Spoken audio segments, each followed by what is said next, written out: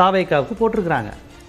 எல்லாரும் என்ன நினைக்கிறோம், விஜய் வந்து திமுக எதிர்ப்பு அரசியல் பேசினார், அப்போ கண்டிப்பாக அதிமுக ஓட்டு போகும், பாமக ஓட்டு போகும், திமுகவை யாரெல்லாம் எதிர்க்கிறாங்களோ அவங்க ஓட்டு பிஜேபி ஓட்டு, இவங்க தான் திமுக எதிர்ப்பு ஓட்டை தான் பிரிக்க போகிறாரு, திமுக அடிச்சுட்டு வந்துடும் அப்படின்னு தான் எல்லாருடைய கணிப்பாக இருந்தது.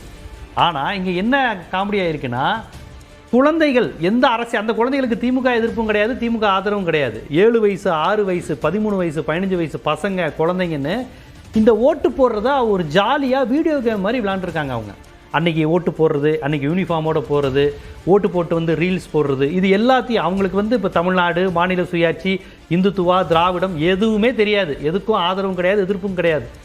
இஸ்லாமிய பெண்கள் கணிசமாக திமுகவுக்கு செல்ல வேண்டிய வாக்குகள் கணிசமாக விஜய்க்கு போயிருக்கு.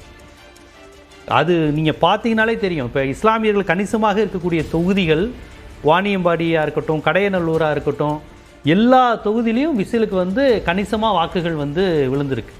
அப்போ இவங்க என்ன கான்சியஸில், முஸ்லீம் வீட்டில் ஆண்கள் போட்டிருக்கிறாங்க, 5 பெண்கள் 2 ஆண்களாக 2 ஆண்கள் போட்டு 5 பெண்கள் வந்து விசிலுக்கு போட்டால் அப்புறம் எப்படி இருக்கும்? இதை வந்து நமக்கு பெரிய பிரச்சாரமாக இல்லை, இது வந்து ஒரு பிரச்சாரமாகவோ இதாவோ தமிழ்நாட்டில் இல்லை. பிரச்சாரமாக இல்லாமலே இப்படி ஒரு ஓட்டு டிரான்ஸ்ஃபர் நடந்திருக்கு. இதில் எந்த நோக்கமும் அவங்களுக்கு கிடையாது, எந்த மாற்றம் குறித்த சிந்தனை எதுவுமே கிடையாது. விளையாட்டாக கொடுத்த குழந்தைங்க கையில் நாட்டை கொடுக்குற, பொம்மை கொடுக்குற மாதிரி தமிழ்நாட்டை கொடுத்த ஒரு கான்செப்ட் தான். எந்த ஐடியாலஜி, எந்த போட்டவங்க யாருக்குமே நீங்கள் சொல்கிற மாதிரி திமுகவுக்கோ அதிமுகவுக்கோ இப்படியான ஒரு வாக்கு வங்கியை விஜய் நகர்த்தி கொண்டு போவார் அப்படிங்கிற அந்த ஒரு கணக்கோ இல்லை அந்த ஒரு புரிதலோ இல்லாமல் இருந்துட்டாங்களா? இது ஏன்னா இப்ப பேசும்போது எல்லாருக்குமே ஆச்சரியமான ஒரு ரிசல்ட்டா இருக்குன்னு சொன்னாங்க. 1% வருவாருன்னு கடைசியில் 25% வரையும் சொல்லிட்டாங்க. 8ல இருந்து அவர் 10 வாங்குவாருங்கிறது ஆச்சரியமா இருந்துச்சு. 15 வாங்குவாருங்க. சென்னையை பாருங்க தட்டி தூக்குறாருலாம் சொன்னாங்க. அப்பயே எல்லாம் கணிச்சிருப்பாங்க. ஆனால் இந்த அளவுக்கு விழும். இப்போ பார்த்தீங்கன்னா அவர் வந்து அர்பன் ஏரியாவில் தான் வாங்குவார், ரூரல்னா ஓரளவுக்கு எல்லா பகுதியும் வாங்கியிருக்கிறாரு. 5 தொகுதி இருக்குன்னா அதில் 2 தொகுதி விசிலுங்கிற மாதிரி ஆயிடுச்சு தமிழ்நாட்டில். இல்லை எந்த மாவட்டத்தை எடுத்தாலும் பாருங்களேன், 5 தொகுதி இருக்குன்னா 2 தொகுதி விசில், 3 தொகுதி விசில் வந்திருக்கு. அவர் திண்டுக்கல் மட்டும்தான் கொஞ்சம் அதிகமாக திமுக வந்திருக்கு, ரொம்ப பாதிப்பு இல்லாமல்.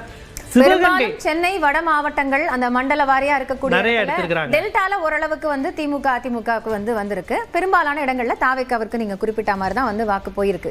அதான் அவங்க பட்டியல் சமுதாயத்து இளைஞர்கள், கிறிஸ்தவர்கள், இஸ்லாமியர்கள், இந்த மாதிரி நிறைய பேர் வந்து வீட்டில் உள்ள குழந்தைகள், இந்த மாதிரியான வாக்குகள் எக்கச்சக்கமாக போயிருக்கு.